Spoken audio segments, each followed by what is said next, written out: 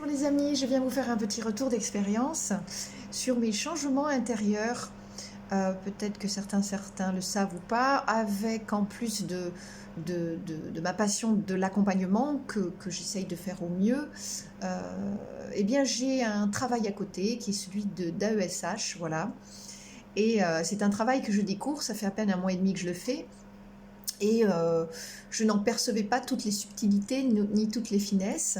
Et j'étais partie remplie d'enthousiasme pour aider les enfants dont j'ai la responsabilité au moins le temps de ma présence, parce que bien entendu, tous ces enfants sont aussi pris en charge par la famille, par l'équipe administrative, pédagogique, les médicaux, paramédicaux, bref, de tous ces gens formidables pour qui la passion de l'accompagnement est quotidienne. Et donc je me suis dit, moi, il m'a fallu un peu de temps pour essayer de commencer à comprendre les enfants. Et puis, toute heureuse de vouloir participer à ce désir de bien-être des enfants et de progression, je me suis dit, tu vas à ton échelle essayer de voir s'il y a des changements et si tu peux. Ça fait à peine un mois et demi et je change tout doucement de façon d'être parce qu'en fait, j'observe ces enfants et je me dis, mais attends, les résultats, c'est pas à toi toute seule que tu vas les faire et le but c'est pas ça du tout, c'est vraiment d'être dans un accompagnement, mais au fur et à mesure je me rends compte que je change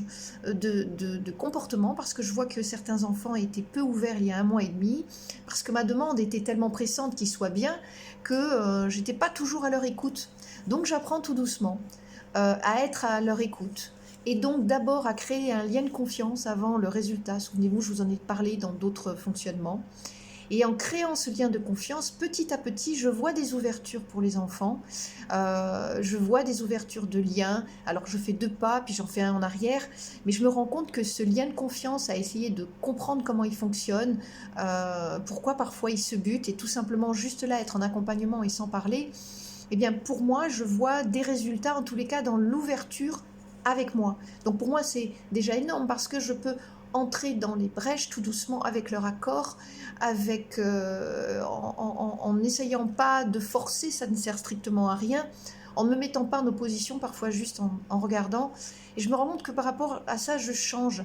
Alors un jour, je suis comme une montagne, c'est-à-dire qu'au début, j'étais une montagne qui m'ancrait en me disant c'est moi l'autorité et puis tu vas suivre. En fait, non. Je m'ancre maintenant non pas comme une montagne qui a envie d'avoir raison et qui représente l'autorité, je m'ancre comme une montagne juste pour prendre le temps d'observer comment ces enfants fonctionnent. Donc je suis en arrêt-image, voilà, je les regarde, je fonctionne, je leur souris.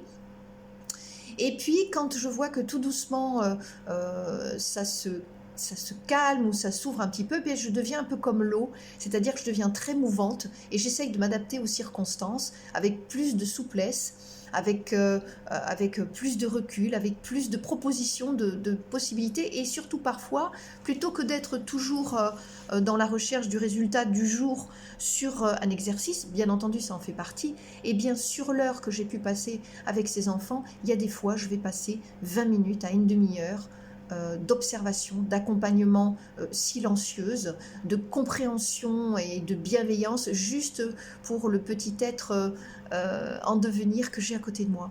C'est nouveau pour moi tout ça, bien que je le fasse facilement en accompagnement en cabinet, dans un autre lieu, c'est différent. Et je dois vous avouer qu'aussi loin que d'être déstabilisant, au contraire, je trouve que c'est vraiment une démarche très apaisante parce que du coup, ces enfants, ils ont une démarche un peu plus apaisante avec moi-même aussi. Bien sûr, ça ne va pas se faire du jour au lendemain. Il est fort possible qu'il y a des moments, comme je vous dis, il y a 2 pas en avant, il y a un pas en arrière. Mais je remarque quand même que depuis quelque temps, il y a des assouplissements dans les relations que j'ai avec les enfants et où je le prends par le jeu, je le prends par l'humour. Parfois, je le prends juste avec la discussion, avec la voix calme, parfois même plus basse. Parfois même, j'écris des petits mots sur des petits bouts de papier en disant à cet enfant, quand il est fermé, je crois en toi, tu as toutes les capacités de réussir. C'est une forme de relaxation, une forme de communication non violente. Et j'essaie de trouver comme ça un petit peu les brèches à ouvrir avec l'intérêt et les dons naturels que l'enfant peut avoir. Voilà.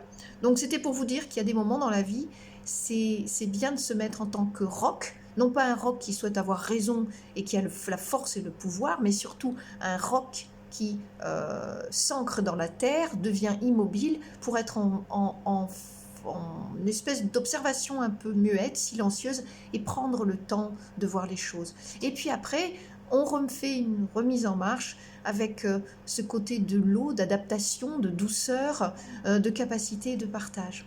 Voilà, c'était mon petit partage d'aujourd'hui. Il est un peu long, mais vous comprendrez peut-être les métaphores de passer du dur au mou, de passer à la rigidité, à la souplesse, car nous sommes des êtres vivants, nous sommes des êtres de souplesse, et nous ne pouvons pas toujours être soit de l'eau, soit un roc, mais il est intéressant de passer de l'un à l'autre, et surtout en faisant le lien. Et comme ça, quand on réussit à passer de l'un à l'autre, déjà en soi, on arrive à mieux le faire passer pour les gens qui sont autour de nous, et par expérience pour ces enfants qui sont parfois trop dans l'eau ou qui sont parfois trop dans la rigidité. Merci.